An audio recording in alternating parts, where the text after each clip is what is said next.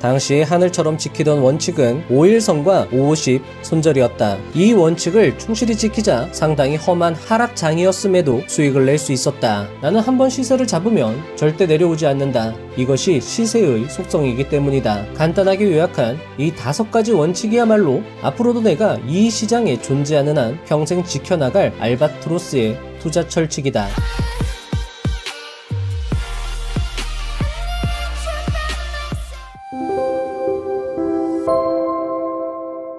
기술을 다루는 책보다 더 기억이 오래 남는 책. 한국인이 쓴 주식 서적 중 최고의 심리책. 투자의 세계에 발을 들이고 싶다면 일독을 해야 되는 책. 이론서가 아닌 거친 현실과 직접 마주쳐서 싸워 이겨온 한 실전 투자가의 진솔한 경험담이 강한 울림을 주는 책. 바로 이 책을 읽고 느낀 독자들의 소감입니다.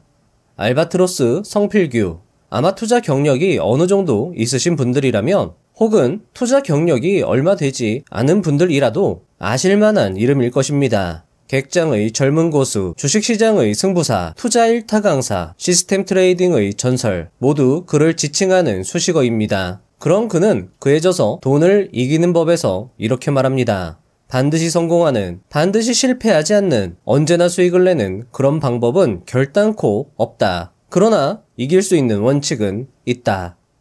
승패를 운에 맡기지 마라. 진정한 승부사는 이겨놓고 확인하러 갈 뿐이다. 모두 가슴을 뜨겁게 만드는 멋진 말들이며 산전수전 다 겪은 실전 투자 고수의 내공이 느껴지는 말들이라 할 수 있을 것입니다. 여러분들은 분명 성필규 투자자와 같은 성공한 투자자가 되고 싶을 것입니다. 투자로 많은 돈을 벌고 멋지고 행복한 인생을 살고 싶을 것입니다. 그리고 그렇게 될 수 있는 방법을 배우고 싶을 것입니다. 우리는 오늘 이 책을 통해 투자자 성필규의 인생 속으로 들어갈 예정입니다. 그리고 그가 울고 웃고 기뻐하고 괴로워하고 실패하고 성공하는 일거수일투족을 함께 할 것입니다. 그렇게 그의 인생을 함께하며 어쩌면 성필규의 빙이 되어 그가 오랜 시간 시장에 몸담으며 깨달은 투자의 요체와 정수를 자연스레 배울 수 있을 것입니다. 그는 자신의 삶, 투자 인생을 이 책에 생생하게 녹여냅니다. 이 책을 읽는 동안 우리는 그와 함께 울고 그와 함께 가슴이 웅장해지고 그와 함께 열정적이고 그와 함께 깨달을 수 있을 것입니다. 인생 그 자체가 기법이라 할 수 있는 돈으로 따질 수 없는 그의 투자 인생 이야기. 투자자라면 한 번쯤 살아볼 만한 성필규 저자의 인생 시작해보도록 하겠습니다.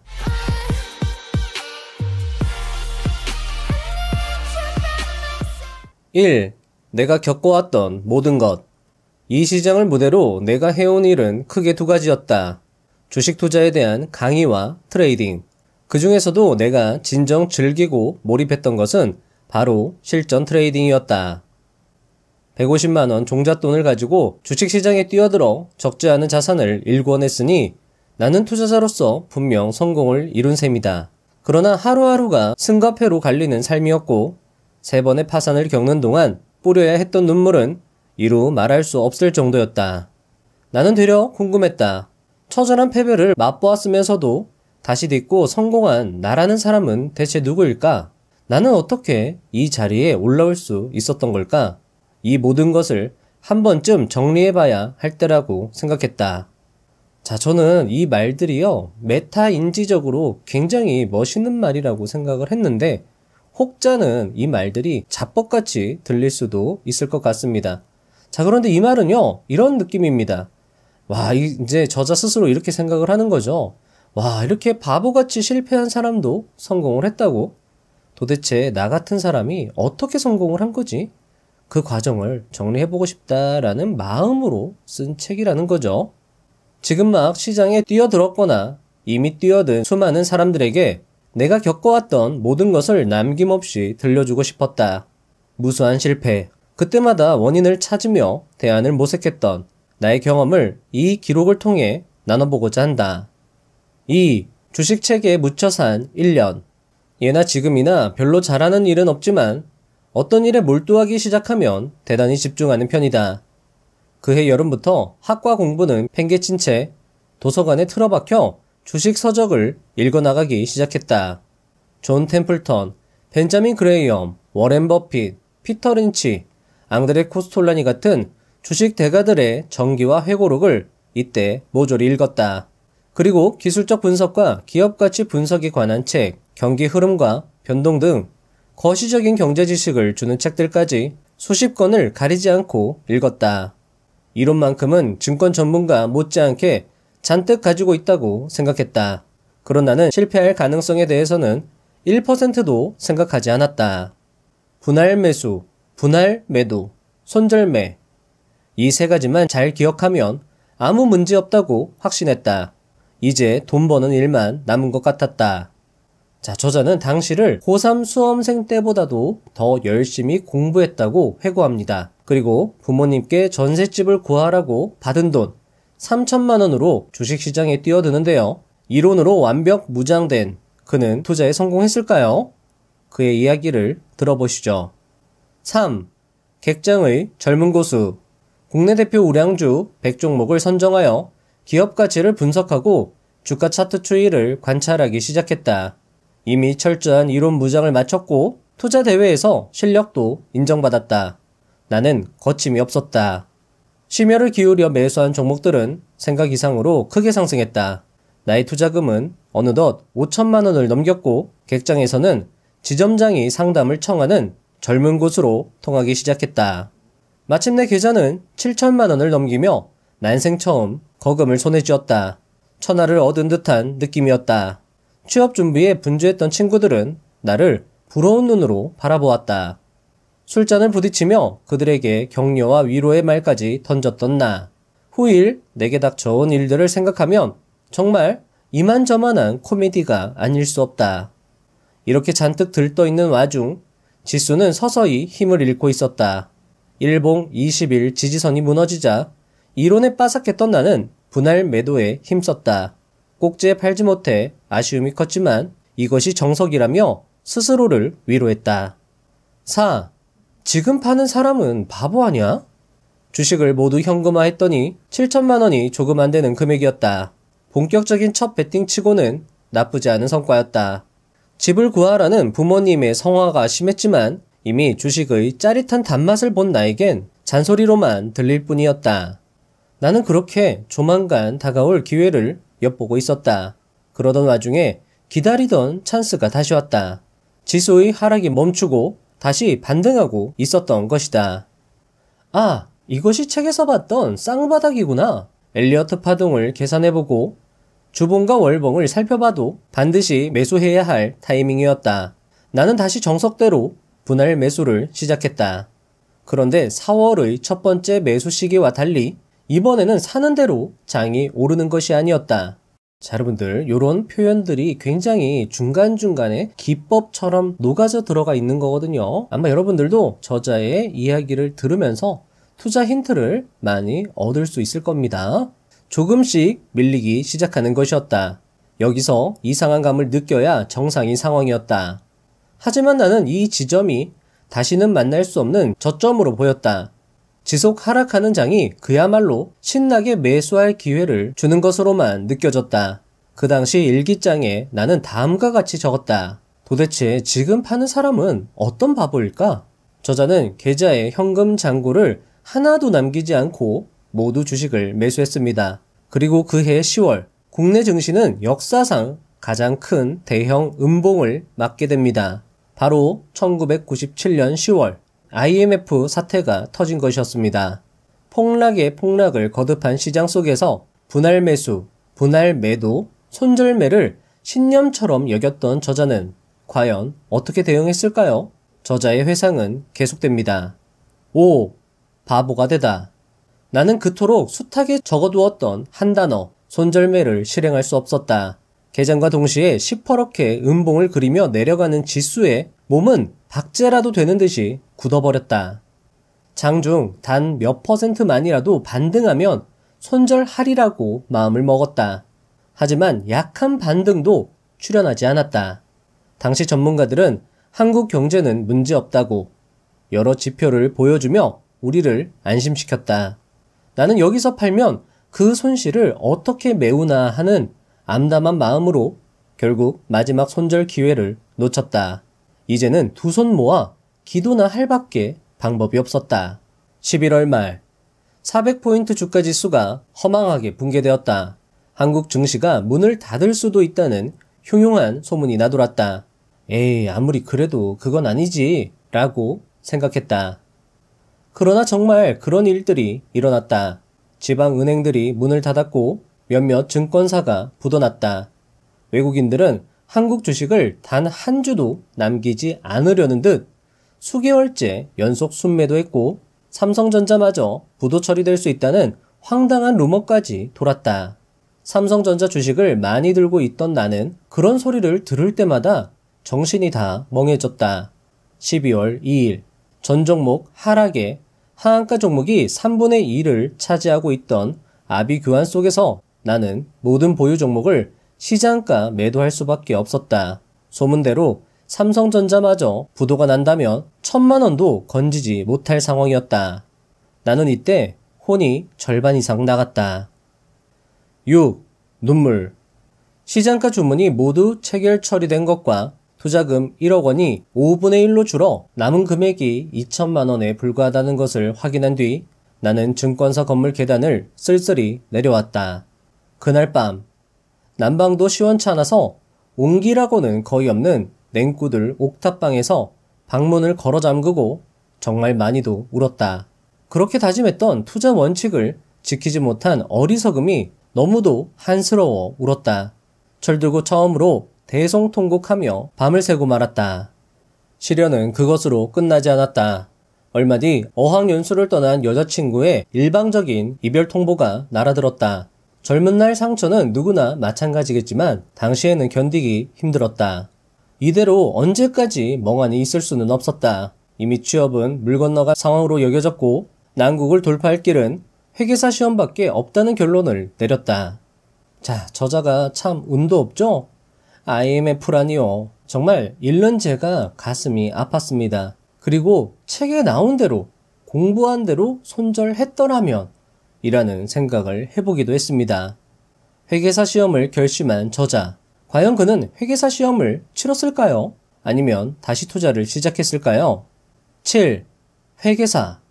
나는 이후 밤낮으로 도서관에 살며 시험 준비에 매달렸다. 오로지 책에 집중했다. 그렇게라도 손실의 고통을 잊으려 했다. 그러던 어느 날 라디오에서 흘러나오는 뉴스가 귀에 들어왔다. 아나운서가 전하는 주식시황 소식을 전해 듣는 순간 나는 경악을 금할 수 없었다. 모든 주식을 청산한 당시 나는 주가지수가 300포인트를 넘어 200포인트도 머지 않았다고 생각했다. 그러나 아나운서가 전한 주가지수는 이미 550포인트를 넘나들고 있었다. 기억 속에서 지워버렸다고 생각한 책에서 읽었던 글들이 다시 떠오르기 시작했다. 그렇구나. 나는 바닥에서 투매를 하였구나. 남들이 모두 시장을 떠날 때 들어와야 하고 대중이 주식을 사려 안달할 때 떠나야 한다는 평범한 진리가 바로 이거였구나 싶었다. 몹시 속이 쓰려왔지만 눈을 질끈 감고 시험 날까지 주식을 잊고자 했었다. 8. 원금. 한 번은 회계사 2차 시험 준비를 위해 책을 사러 서점에 들렸는데 수험 교재 매대는 건성이고 무의식 중에 자꾸 증권 서적 코너로 발길이 옮겨졌다.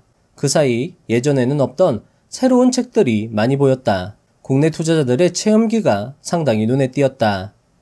책을 구경하는 동안 왠지 마음이 차분해지면서 이전과 다르게 묵직한 무엇이 내 안에 자리를 잡은 느낌이 들었다. 이제 다시 주식 투자를 한다면 더 이상 잃는 일은 없을 것 같았다. 원금만 되찾자. 원금을 회복하고 나서는 회계사 시험을 패스하고 평범하고 성실한 생활인으로 살아가자. 서점을 나올 때 내 손에는 수험서가 아닌 주식 투자 관련 신간만 몇 권 들려 있었다. 결국 주식책을 집어든 저자. 과연 그는 다시 투자를 시작했을까요? 뭔가 묵직한 느낌은 그냥 소화가 안 돼서 그런 것이었을까요? 아니면 정말 뭔가 운명적인 느낌을 받은 것일까요? 저자의 이야기는 계속됩니다. 9. 절호의 찬스. 5월 어느 날부터인가 해가 밝으면 도서관과 객장을 오가기 시작했다. 며칠간 객장에서 관찰한 상황을 종합해보니 절호의 찬스가 다가오고 있다는 느낌이 들었다. 최대한 현금 보유량을 늘리고 단타로 계좌를 불려나가면서 결정적인 시기를 기다리기로 했다. 다시 매매를 시작하면서는 거의 기계적으로 원칙을 지켜나갔다. 당시에 하늘처럼 지키던 원칙은 5일선과 550 손절이었다. 주식을 매수했다가 5일선이 깨지면 그날로 손실 중이든 수익 중이든 무조건 팔았다. 또 매수가에서 5% 손실이 발생하면 물량 50%를 정리하고 10% 손실이 발생하면 나머지를 전량 청산하는 것이었다. 이 원칙을 충실히 지키자 상당히 험한 하락장이었음에도 수익을 낼 수 있었다. 물론 결정적인 투매 시기를 기다리면서 투자 비중을 최소 한도로 잡았기 때문에 수익 금액 자체가 크지는 않았다. 다만 작년의 패배로 위축된 심리를 회복하고 투자 원칙을 철저히 지켜나가는 연습 과정으로서의 의의는 컸다. 나는 지수가 300포인트 아래에서 진바닥을 찍고 반등할 것이라 예상했다. 예상대로 지수는 간신히 300포인트를 지켜내고 있는 중이었다. 점점 장세가 살얼음판을 걷자 객장 여직원의 얼굴에서 웃음이 사라졌고 객장에 나오는 투자자들이 줄어들었다. 그럴수록 나는 더 성실하게 하루도 빠짐없이 객장에 나갔다. 6월 어느 날 결국 300포인트가 무너졌다. 망연자실한 표정으로 전광판을 지켜보던 한 아저씨가 서럽게 울음을 터뜨렸고 그 울음은 객장의 여직원들에게로 번졌다. 나는 그분들의 울음에서 작년 내 모습을 확인할 수 있었다. 그러나 동시에 가슴속에서는 무엇인가가 뜨겁게 타오르는 것을 느꼈다. 한국 증시가 나락에 빠졌다고 뉴스 앵커가 심각한 표정으로 시황을 전하던 그날, 나는 오히려 제 기에 강한 자신감을 가질 수 있었다. 10. 자, 여러분들, 이 부분이 여러분들 투자에 도움이 될 수 있는 힌트가 많이 나올 수 있거든요. 한번 잘 들어보시죠. 중요합니다. 치밀한 계획. 당시 내 계좌는 2,420만원으로 약간 불어 있었다. 아직 바닥이 확인되지는 않았지만 외국인은 이미 순매수 기조로 전환되었다. 전략을 세웠다. 금액을 절반으로 나누어 300포인트를 깬 패닉 상태에서 위험을 감수하며 매수를 단행했고 나머지 절반은 21선을 회복하면서 추세선을 상방으로 돌파할 때 모두 투입하기로 했다. 치밀하게 매수에 들어가자 다행히 280포인트를 잠깐 보여준 후 지수는 조금씩 상승하기 시작했다. 먼저 투입한 절반의 자금은 적게나마 수익이 난 상황이었다. 마음은 한결 여유로웠다. 그리고 드디어 주가가 일봉 추세 하락선을 상향 돌파하며 거래량이 상승으로 돌아서는 것을 확인한 나는 자금을 모두 투입하는 승부수를 던졌다. 전액을 투입했음에도 마음은 고요하고 평온했다. 조바심이나 떨림도 없었고 수익만 고대하면서 들뜨는 일도 없었다. 7월 중순경 계좌 수익률이 50%를 넘어서는 것을 확인하고 모두 매도를 단행했다. 급락 뒤에 급등 없다고 종합주가지수가 역사적 저점을 찍은 마당에 급하게 V자 반등으로 나갈 것 같지는 않았기 때문이다. 이 결정은 매우 깔끔한 것이었다. 이후 2달 동안 지수는 300포인트를 축으로 지루한 횡보세를 이어갔다. 나는 느긋한 마음으로 다음 기회를 기다리며 여름을 보냈다. 자, 회계사 2차 시험도 때려치우고 다시 도전한 주식. 저자는 교과서적인 투자법으로 한 달여 만에 50% 수익률을 거둡니다. 그의 계좌는 3,630만원이 되었겠네요. 자, 그리고 부모님한테 처음 받은 3천만원, 그리고 그 후에 집을 사라고 다시 부모님이 주신 3천만원, 즉 그의 원금은 총 6천만원이었고 그 애는 아직 미치지 못한 금액이었습니다. 과연 그는 원금을 회복하였을까요? 아니면 다시 패배의 쓴잔을 들이켰을까요? 10일 121선 돌파. 여름이 끝나가면서 시장은 아주 커다란 분기점을 향해 다가가고 있었다. 모든 이동평균선이 모여가고 5일, 10일 등 단기 이동평균선들이 121선 돌파를 앞두고 있는 모습이었다. 5일선의 121선 돌파 후 지지가 확인된다면 다시 두 번째 풀베팅을 하기로 마음을 먹고 오랜만에 홀가분한 마음으로 혼자 훌쩍 여행을 떠났다. 넉넉한 여행을 마치고 서울로 오는 버스 안에서 나는 지점에 전화를 걸어 지수가 121선을 돌파한 것을 확인했다. 나는 주저없이 계획했던 종목들에 대한 매수 주문을 넣었다. 지수는 310포인트 근처였다.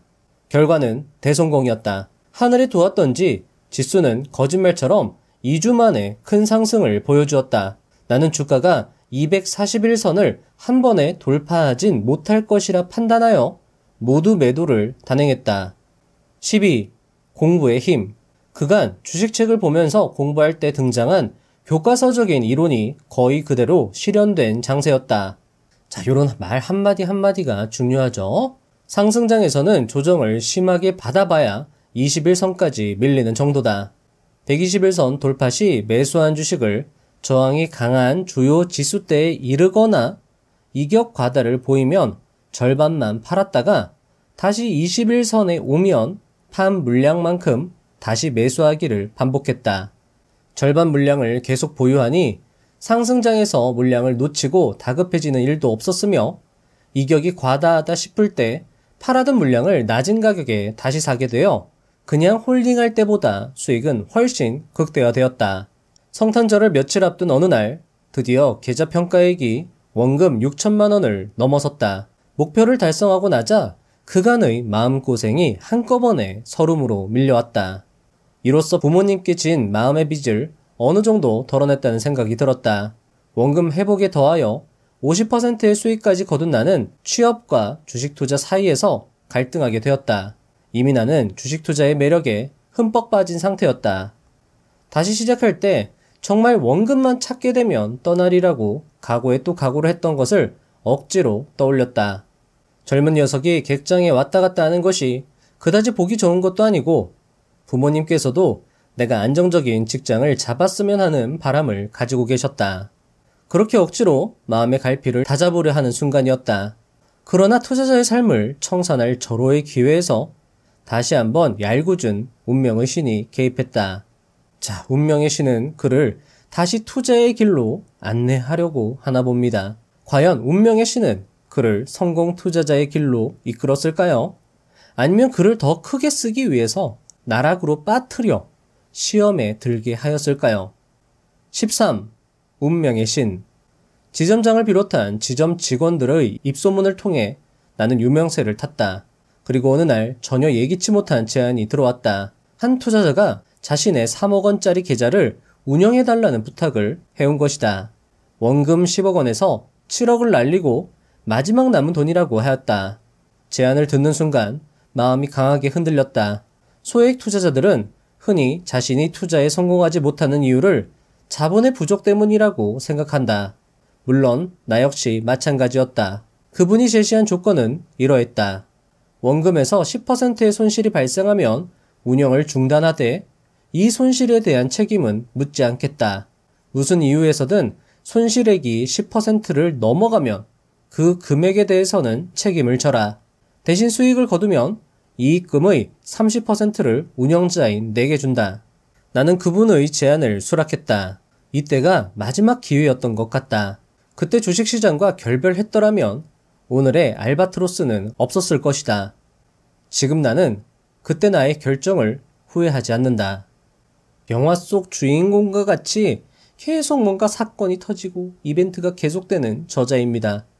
자, 이 부분을 읽는 동안 마치 내가 성필규가 된 것 마냥 저자가 커피를 마신다고 하면 저도 왠지 커피가 먹고 싶어서 커피를 타서 책을 읽고, 저자가 화를 내면 괜히 화가 나고, 저자가 열광하면 저도 열광했습니다. 이 책이요, 굉장히 몰입도 있게 써졌고요.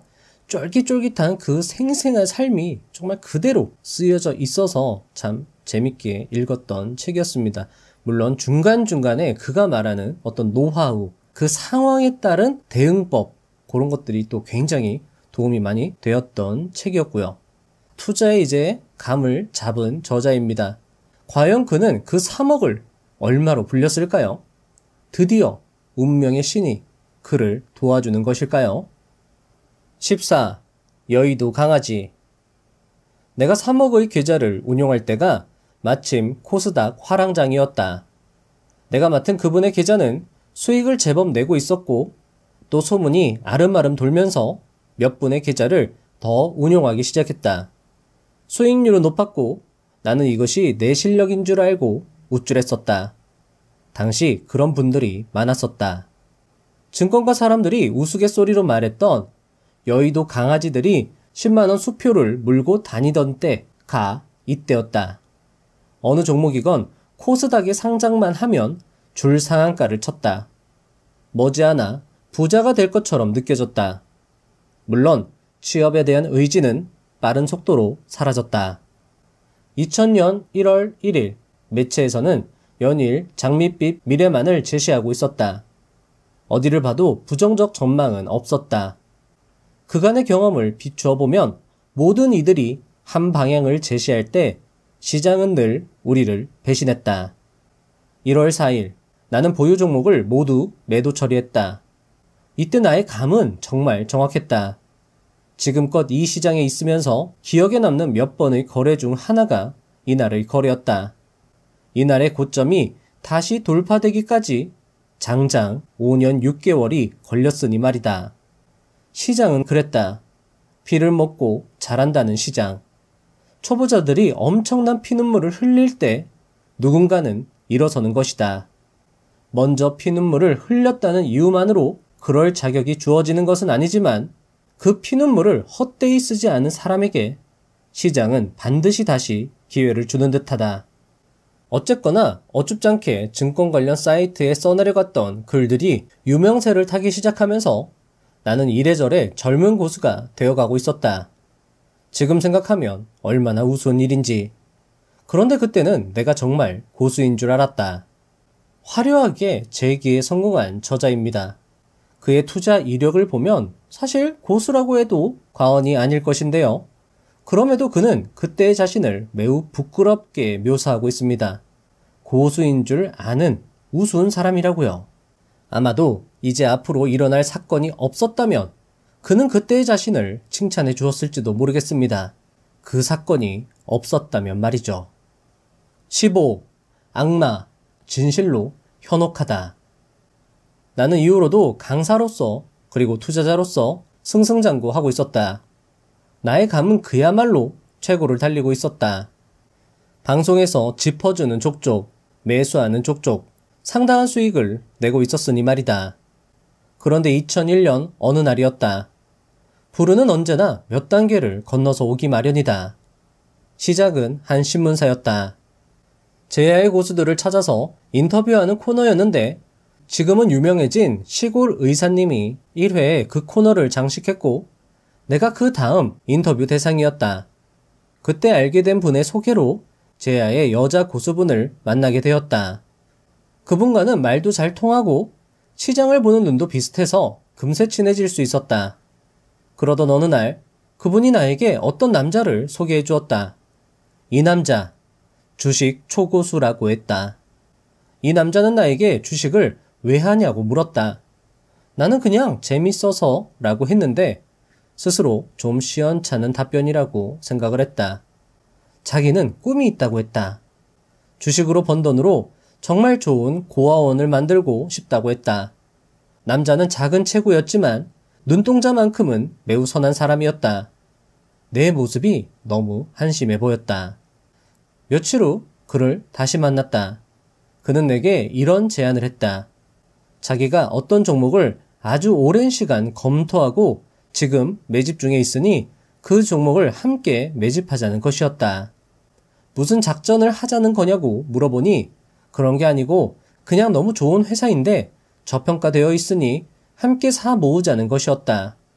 그러면서 매도는 서로 의논하면서 천천히 해도 충분하다고 했다. 그의 눈은 진실을 말하고 있었다. 지금 생각하면 나는 그때 너무 어렸고 돈이 얼마나 사람을 비열하게 만드는지 몰랐다. 아니 어쩌면 세상 자체를 몰랐는지도 모르겠다. 나도 모르게 그 남자에게 빨려 들어가고 있었다. 나는 그의 제안에 그러자고 했다. 자, 여러분들 어떠신가요? 뭔가 느낌이 쎄하지 않나요? 결과부터 말씀을 드리면 저자는 이때 자신이 지금까지 번 모든 수익을 사기당하게 됩니다. 그 사슴 같은 진실의 눈망울을 가진 남자에게 말이죠. 저자는 그때를 이렇게 회상합니다. 그 사람은 고수라는 자부심, 대한민국 넘버원이라는 증권 강사의 허영심을 교묘하게 이용하였다. 누가 감히 나에게 사기를 치겠냐는 자만심을 그는 정확히 간파하고 이용했던 것이다. 저자는 이때 처음 파산을 겪습니다. 무턱대고 사람을 믿었고 미수를 무분별하게 사용한 것이 화근이었죠. 게다가 돈을 실수로 사채업자에게 빌렸던 것이라 그 이후의 고통은 이루 말할 수 없었다고 회상합니다. 훗날 그는 다시 강의로 겨우겨우 재기하게 되는데 이때 자신의 물량을 수강생들에게 넘기지 않았다는 것, 즉 수강생들과의 신뢰는 끝까지 지켰기에 재기에 성공할 수 있었다고 고백합니다.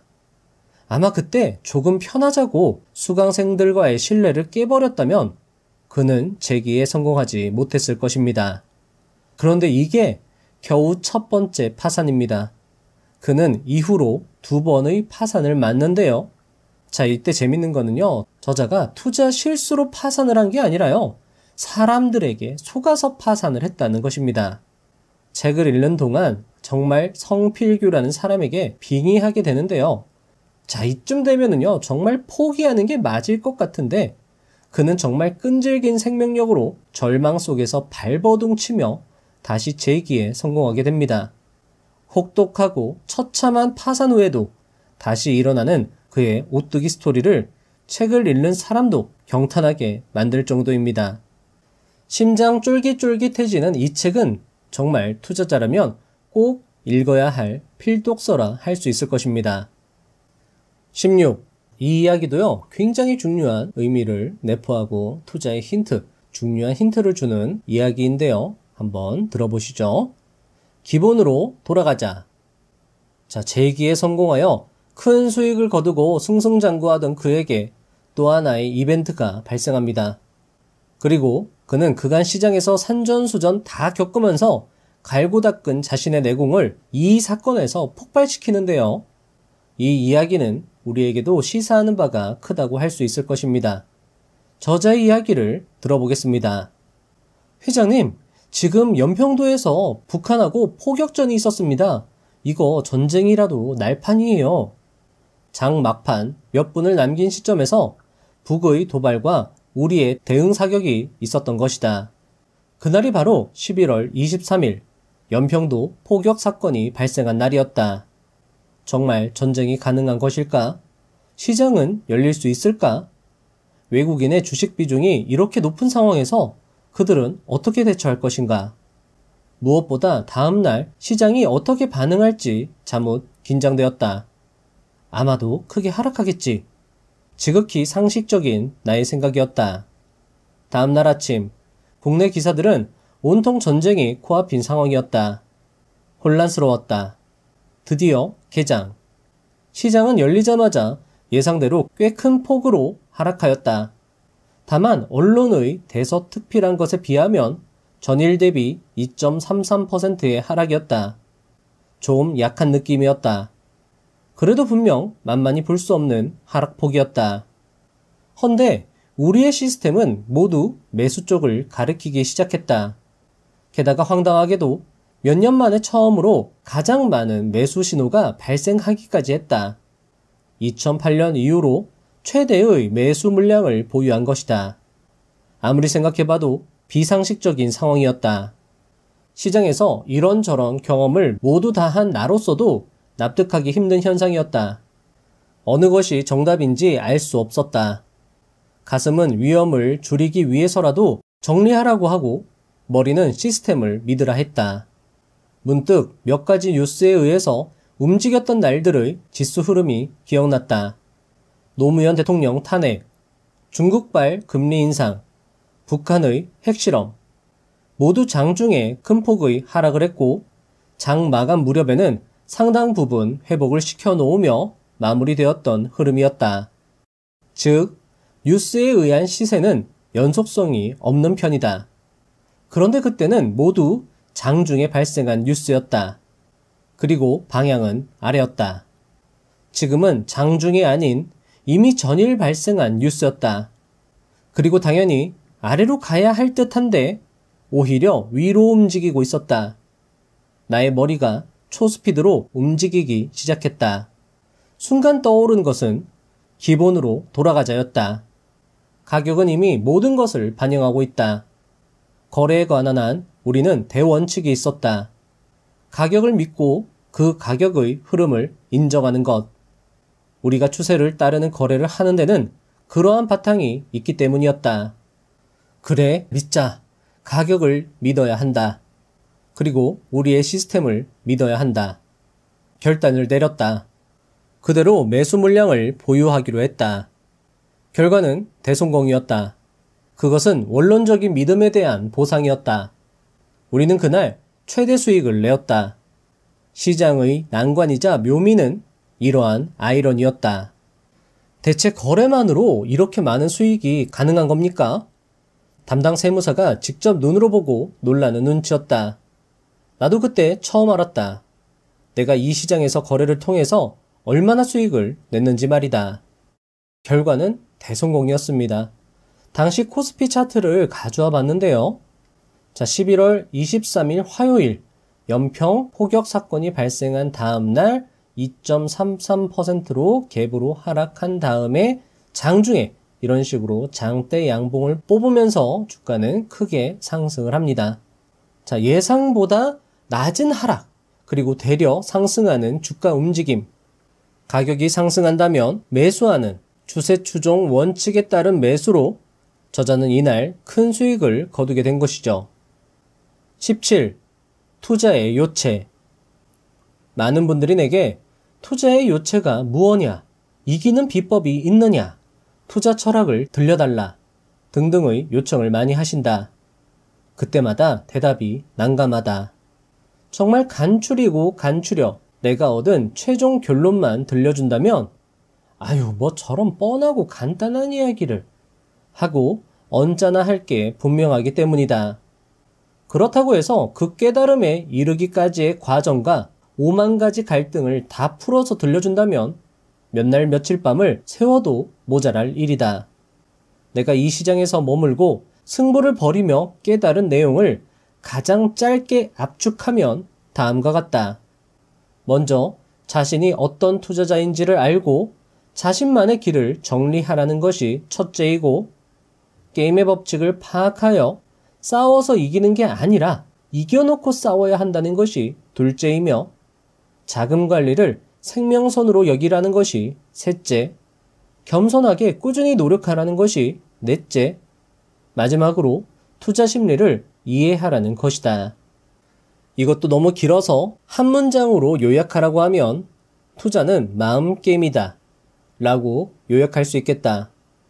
다행히도 나나 이 책을 읽는 독자에게는 약간 여유 시간이 있는 듯하다. 그러므로 이번 장을 할애하여 이들 5가지 투자 원칙에 대한 내 생각을 말씀드리고자 한다. 간단하게 요약한 이 5가지 원칙이야말로 강산이 2번 바뀌는 세월을 승부사로 살면서 깨닫고 금과 옥조로 삼게 된 투자의 지혜이다. 앞으로도 내가 이 시장에 존재하는 한 평생 지켜나갈 알바트로스의 투자 철칙이다. 자, 저자는 마치 지금까지 자신의 이야기를 들어준 독자들에게 보답하는 것 같이 자신이 이 바닥에서 성공할 수 있었던 비결을 조심스럽게 꺼내고 있습니다. 어쩌면 지금까지 묵묵히 자신의 이야기에 공감했다면 자신의 투자 철칙을 들을 자격이 있다고 인정하는 것 같기도 했습니다. 자, 여기서 가장 중요하다고 생각되는, 그리고 여러분들이 가장 궁금해 하실 것 같은 이겨놓고 승부하라, 이 부분을 먼저 들려드리도록 하겠습니다. 함께 들어보시죠. 18. 중요합니다. 이겨놓고 승부하라. 만약 우리가 이길 확률 50%, 질 확률 50%인 투자를 한다면 그것은 도박이라 할 것이다. 왜냐하면 이런 게임을 아무리 많이 한다 한들 우리는 수익을 낼 수 없기 때문이다. 만약 거래 수수료가 있다고 한다면 승률 50% 게임으로 우리는 손실만 쌓아갈 것이다. 하지만 내가 이기는 방법을 단 1%라도 더 확보하고 있다면 승부는 시간의 문제일 뿐이다.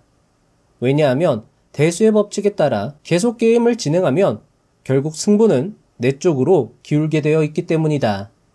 여기서 잠깐, 지금 내가 이야기하는 이기는 방법이란 표현을 흔히 매매자들이 말하는 승률과 구별했으면 한다. 이기는 방법을 확보하면 그때부터 투자가 시작된다 고 하는 말을 승률이 높아져야 한다는 뜻으로 해석하면 안 된다. 나는 10번 진입해서 67번은 손절하는 것을 당연하게 여긴다. 그 67번에서 평가 이익이 나지 않았던 것은 아니다. 그러나 내가 잡고자 했던 시세는 작고 미미한 수익이 아니기 때문에 내 포지션은 청산되지 않고 그냥 유지된다. 그러나 수익이 손실로 전환되고 손절선을 건드리면 그냥 미련 없이 툭 던져버린다. 당연히 손실이 발생하고 승률은 떨어진다. 그러나 실패하는 7번은 적절하게 정해진 손절로 피해를 최소화하고 성공하는 3번의 베팅에서 수익을 극대화하면 최종적으로 계좌는 불어나게 된다. 제대로 베팅이 먹히면 단 한 번의 수익이 9번의 손절로 인한 손실을 몇 곱절 상회하고도 남는다. 나는 한 번 시세를 잡으면 절대 내려오지 않는다. 이것이 시세의 속성이기 때문이다. 투자는 도박과 달리 수익이 어디에서 어떠한 연유로 비롯되는지 분석이 가능하다. 그러나 향후에 언제 어떤 방식으로 이루어질지는 알 수가 없다. 다만 그런 상황이 필연적으로 올 수밖에 없다는 것을 짐작하고 사회적, 경제적, 통계적, 심리적 요인들에 대한 다양한 분석 툴로 핵심에 근접하는 것이 가능하다.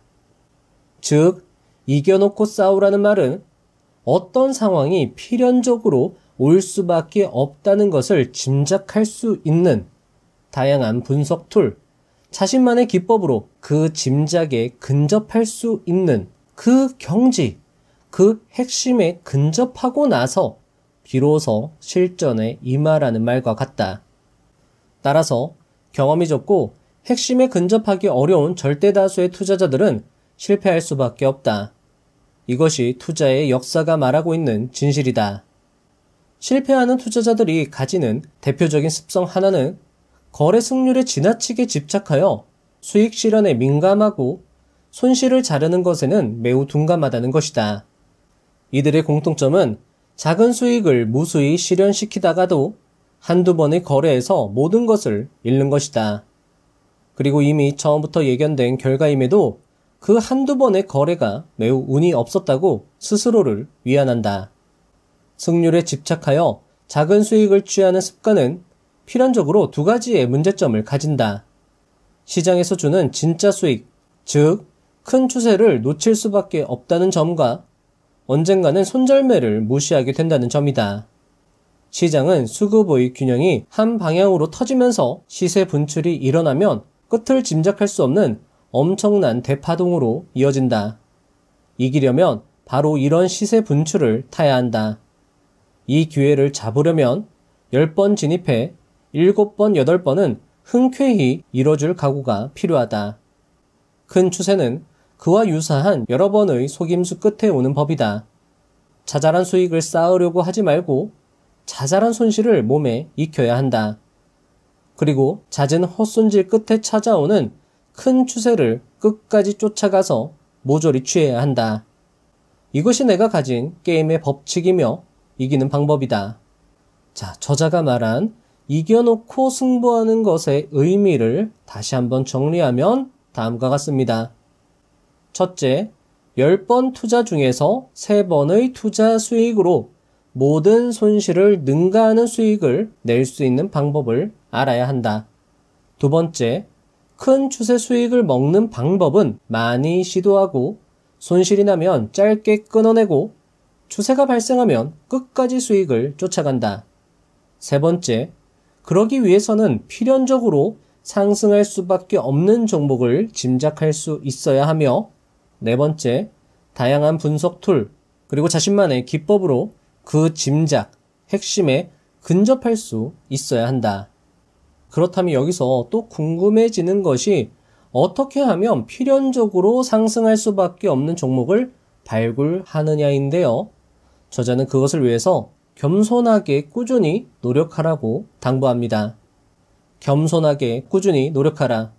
그리고 그런 겸손과 노력이 충분히 쌓일 수 있도록 시장에 오래 살아남아라. 그러기 위해서는 자금 관리는 필수다. 그렇게 꾸준히 노력하다 보면 그런 종목을 가려낼 수 있는 직감과 안목을 가질 수 있을 것이다. 자, 이 정도로 저자의 조언을 정리할 수 있을 것 같습니다. 마치며 아쉽게도 시간 관계상 여기서 영상을 마쳐야 할 것 같습니다. 마지막 5가지 원칙 중 4가지를 자세히 설명드리지 못한 것이 아쉽네요. 저자는 그 4가지 원칙 중에서 투자는 심리를 이해해야 한다를 이렇게 설명하는데요. 자, 요거는 저자가 특히나 강조를 했던 것이고, 요거는 말씀을 드리고 싶어서 요것까지만 간단히 설명하고 영상을 마무리하겠습니다. 저자는 투자 심리의 핵심을 이렇게 설명합니다. 투자를 즐겨라. 수익과 손실에 연연하지 마라. 투자는 잘 읽는 자가 장기적으로 승자가 된다. 잘 져줘라. 저자는 이것이 투자에서 성공하는 유일하고도 확실한 비밀이라는 말에 100% 공감한다고 말합니다. 그리고 이 내용은 이 책에서도 잘 설명되어 있죠. 그리고 책에는 정말 흥미진진한 투자 에피소드, 그리고 큰 도움이 될 수 있는 저자의 조언들로 가득했습니다. 특히 책 234페이지부터의 내용은 몇 번을 곱씹어 읽어도 읽을 때마다 새로운 저자의 깊은 내공이 담긴 내용들이라 할 수 있을 것입니다. 저자 스스로도 이 내용이 자신의 전부라고 말하고 있으니 이 부분은 꼭 책을 매수하고 보유하여 두고두고 읽어보실 것을 추천드립니다. 법륜스님은 이렇게 말합니다. 어떤 것이 행복인가? 괴롭지 않은 것이 행복이다. 알바트로스 성필규님은 이렇게 말합니다. 어떤 것이 수익나는 투자인가? 잃지 않는 것이 수익나는 투자이다. 법륜스님은 이렇게 말합니다. 행복하려면 어떻게 해야 하는가? 즐거움을 추구하는 게 아니라 괴로움을 줄이는 것이 행복이다. 알바트로스 성필규님은 이렇게 말합니다. 수익나는 투자는 어떻게 해야 하는가? 수익을 추구하는 게 아니라 손실을 줄이는 것이 수익이다. 법륜스님은 이렇게 말합니다. 모든 것은 관세음보살님께 맡기겠습니다. 저는 다만 기도할 뿐입니다. 알바트로스 성필규님은 이렇게 말합니다. 모든 것은 시장에게 맡기겠습니다.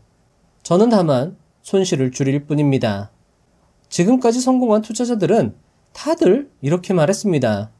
투자는 방어가 최고다. 살아남으면 결국 성공한다.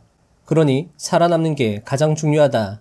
살아남아서 꾸준히 노력하라. 잘 잃어야 잘 번다. 물론 손실을 줄이는 것, 손절을 잘 하는 건 말처럼 쉽지 않을 것입니다. 하지만 꾸준히 훈련하고 연습하고 노력한다면 법륜스님의 말처럼 누구나 할 수 있는 것이고 누구나 결국 수익 내는 투자자가 될 수 있다는 것입니다. 여러분들도 충분히 할 수 있습니다. 그리고 부자의 선언 채널은 여러분들이 할 수 있도록 뒤에서 항상 도움드리고 응원드리도록 최선을 다할 것입니다. 법륜스님의 짧은 영상을 마지막으로 영상을 마치도록 하겠습니다. 다음 영상도 알차게 준비해서 오겠습니다. 감사합니다. 부자가 되는 지름길로 저와 함께 달려가시죠. 어떤 사람이 건강한가? 아프지 않는 사람이 건강합니다. 어떤 것이 행복인가? 괴롭지 않는 것이 행복이다. 괴롭지 않는 것이 행복이라면 이 세상에 누구든지 다 행복을 누릴 수가 있습니다.